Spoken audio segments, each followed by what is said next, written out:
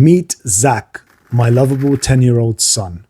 The reason I got into Pokemon to begin with. During the pandemic, Zak started playing Pokemon Go, and this rekindled the fire within me that I remembered from when I was roughly his age. Now, Zak asks me some of the most interesting questions that make me think about the hobby that I once enjoyed. This is a question that Zak had for me whilst I was filming recently. We'll be talking about everybody's favorite set, Evolving Skies. Now, as you all know, these booster boxes have gone from... Hey, Dad, you know how you keep telling everyone to buy these booster boxes? These boxes? Yeah. Can you tell me what makes them so great and what makes a good Pokemon set? That's a really, really good question, Zak. Let's find out. This got the neurons in my brain firing like never before. And then I had to find out. I have my reasons, but even better than that, I decided to ask all of the Pokemon YouTubers that I know, that I watch, and who are huge in the community, what they think makes a great Pokemon set. Now, during the time that I was asking myself this question and asking all these people, I set off on a journey. The journey began with me jumping on Instagram and contacting everybody that I followed on there. Now, you will see all of the creators that you probably know on YouTube that do Pokemon content and are part of the hobby. Now, every single person featured in this video, I want to thank every single one of them for taking out the time and making the effort to send me their response about what they think makes a great Pokemon set. This video would not be possible without them. Now, for me, what makes a great Pokemon set is a bunch of different things. One of the questions I asked myself was, is it the nostalgia? Is it opening packs that takes me back 20 years, 25 years, when I was in my 10, 11, 12, 13-year-old age group? Is it the artists? Is it the illustrators, the people that brought to life some of these mythical creatures that were just ideas and then appeared on our screens, on our Game Boys, as characters that we all fell in love with as children? Is it the influence of large influencers? Is it the influence of large YouTubers? What makes the set great? Is it the influence? Is it the hype? Is it the love of the TCG, the trading card game? Is it the love of the DLC? Is it the love of the characters? Let's step into the world of all of the PokeTubers' minds to find out what they think. And at the end, I will give you my ideas and thoughts about what I thought makes a great Pokemon set. Hey man, so I think a great Pokemon set at its core has a set identity. I believe also that it's going to have good artworks. It's going to be really fun to open, but at the same time, you're going to have a chase. Hey y'all, Mason with CNA Games. What makes a great Pokemon set? Alright, let's see. You gotta have, I like themes in sets, so like if you're gonna do like a snow themed or like maybe like a Gen 2 theme or something like that, that's really cool. I like when they do that. Throwbacks are always cool. You know, just a little sprinkle of Pokemon from all generations. Just throw a couple in there for everybody. And then you gotta have at least a few evolutions now. I mean, you can't have a good set these days without an evolution. And something better than Glaceon and Leafeon, please. You know, maybe some nice little art rares with those. That'd be what you want, right? Okay, that's what I got. What makes a great Pokemon set? Number one, it's got to have a great chase card. I'm thinking like a Moonbreon, a Lost Origin, a Lugia V alternate art. Number two, the pull rates have got to be like in the middle ground, not too tough, but tough enough where it feels like you're really having to chase it. And number three, the value has got to be there. I love like the chase for the high valued cards. So if I think about Evolving Skies, it's got like 10 plus cards that are worth lots of money. What do I think makes a great Pokemon set? Well, thank you for asking, and it's a really good question. That's also very subjective depending on who you are asking, because maybe people think it's how many of their favorite Pokemon is in there, or etc. But for me personally, it's the art itself. and the waifus. You can have a set with the best lore and the best selection of Pokemon, but without having art that really makes you want to stare at it and fall in love with the Pokemon that you're depicting, I don't think any set in that matter would be as good. That's pretty much about it. Thank you, Baz Toys. What makes a Pokemon set great is having two things. An enjoyable opening experience where even when you're not getting the main chase, you feel like you're getting something worth your money. And then two, when you're enjoying that in the binder, my favorite way to take in a full set, you feel like there's some cohesion, there's good artwork top to bottom in all rarity slots. So Bastoids has asked me what I thought made up a great Pokemon set, and I think it comes down to three things: rarity, variety, and art. I really think it is important for there to be a few chase cards with some true tough pull rates. There is nothing better than pulling your chase when it is truly rare. Now that does mean some people are going to be disappointed who don't get their chase, and that's where variety comes into play. I love when a set has a good mixture of different rarities with some easier pull rates. I think it's super key to a fun collecting and opening experience, which is why the sets with the trainer galleries and the alt arts are some of the best sets we've ever gotten. Then it comes down to art. Art is extremely important, especially the flow. The cards need to flow together, and those top chase cards really need to stand out not only from the set itself, but the sets around it. And if you mix all three of those up, you're going to get a great set every single time. Thank you so much for including me in this and for making this video. See you later. What's up, baby gang gang? Baz Toys has asked me what makes a great Pokemon set. And for me, it's basically about two things, man. It's having multiple chase cards in the set. So a lot of good artworks in the set, not just one big chase card like Obsidian Flames, just the Charizard. But a great example of a set like that with multiple good artworks would be Crown Zenith. I absolutely love that set, and the pull rates are fire. It makes it more fun to open. It might make the cards cheaper or whatever, but in my opinion, Crown Zenith is an S tier set, and because there's so many good artworks in the set, and the pull rates are so high in that set, I personally think that's what makes a great set. But appreciate you letting me come on and share that, man. What makes a set great? To me, it comes down to one thing, and that's the set needs to be fun to open. And I think this is such a good question to be asking right now, because in my opinion, Pokemon is producing some of the most fun sets they have ever made with the Scarlet and Violet era. Now, what contributes to a fun set is a couple things, and maybe one of the weaknesses of Scarlet and Violet so far is that I think having some really exciting chase cards to go after is a big contributor to that. This was something that the Sword and Shield era really nailed with the extremely hard to pull alt arts across those sets. But in Scarlet and Violet, what you also get is incredible diversity of amazing cards. Illustration rares are incredible, and they're not that rare. So if you're opening packs, you know that given enough packs, you're bound to pull at least a couple of these. And even if they're not Pokemon that you inherently love, the card art is just so exceptional that I found every one of them an absolute pleasure to pull, and that's why I'm having so much fun. So that's what I think it takes. A great set is one that is fun to open. And Blastoise, thanks for asking the question. Hey everybody, PokeTrev here.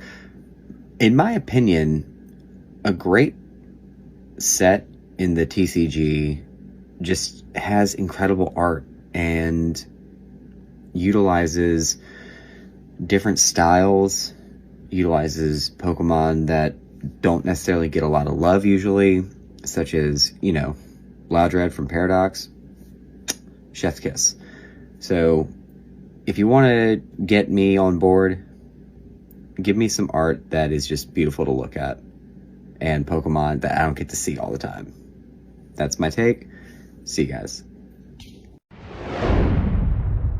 For a Pokemon card set to be truly great, it must include two things. First, it needs to have Pokemon from the original series. This does, of course, include both Generation 1 and 2 Pokemon. And I don't just mean throwing in a few Charizards and calling it a day. No, no, no. A really great set needs to be engulfed with numerous S-tier OG Pokemon.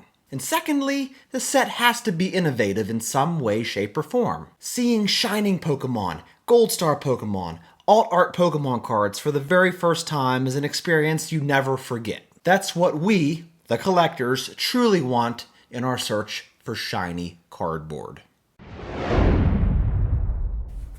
When I think about what makes a great set, I think about that pack opening experience, and I think of a set like Skyridge. And you could be opening a pack of Skyridge in a group of 100 people, and everybody's around you having conversations, the sound of glasses clinking together. But when you're opening that pack, it's just you and the cards, and everything else around you becomes silent. And you get so nervous that you could feel your hands start to shake just a little bit.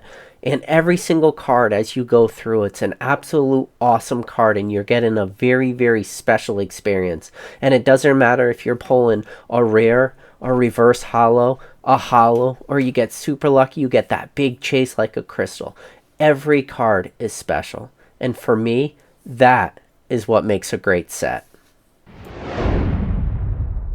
Oh, there are so many different things that make up the perfect Pokemon card set, including playability and collectability. Now, obviously, you want to have that chase card, that popular Pokemon that all Pokemon card collectors just really want to pull. But at the same time, you want a set to have really important competitive cards that span throughout all rarities. So maybe an ultra rare that does extremely well, but then also a handful of trainer cards that also impact the format extremely well. I would say the closest we have had to a perfect Pokemon card set would be sets like Lost Origin, sets like Phantom Forces, sets like Team Up, where they really focus on the competitive attributes of Pokemon cards, but also the chase card for Pokemon card collectors. Hey everybody, Pokemon Classics here, reminding you that the classics never go out of style. Recently I was asked to weigh in on the question of what makes a truly great set, or what makes a great set collectible. Questions like these I think are best answered by looking at 3 specific factors. Now the first one that strikes me is set identity, and as I reflect on some of my favorite sets over all of the years of collecting, they all had some sort of defining features or unique characteristics that made them memorable. Now I can take a set like Gym Challenge or the Gym Hero set, where it had each of the gym leaders from the original Kanto series of Pokemon reflected on those cards, and it made them very memorable. Or the Gym Hero set, even the artworks were a bit lighter and more good-natured, whereas you got some of the more villainous aspects over in the Gym Challenge set. And that's something that I think about with my favorite set of all time, which is Neo Destiny, where you had the light Pokemon, the dark Pokemon, that was introducing a really unique game mechanic and made that set all the more memorable as a result. Now that set also introduced the Shining Pokemon. Well, I guess they were technically introduced earlier in Neo Revelation, but we had a lot more of them in a slightly different art format going into Neo Destiny. So I think set identity is something that a set has to have if it's going to be remembered over the test of time. The second factor that I would suggest is artworks and innovation. Now, as a former player myself, I think any additions to the card game need to offer some sort of innovative game mechanics. And if you can have those introduced in a set, well, that's going to appeal not just to collectors, but also to players. So you have a much larger collectible base for it. The artworks, though, too, we also want to be innovative. And if there's one thing Pokemon's good at, it's producing some amazing artworks. And they really always have ever since the beginning. The third and final factor that I think is really important, and one that doesn't always get talked about, is having an appropriate level of challenge.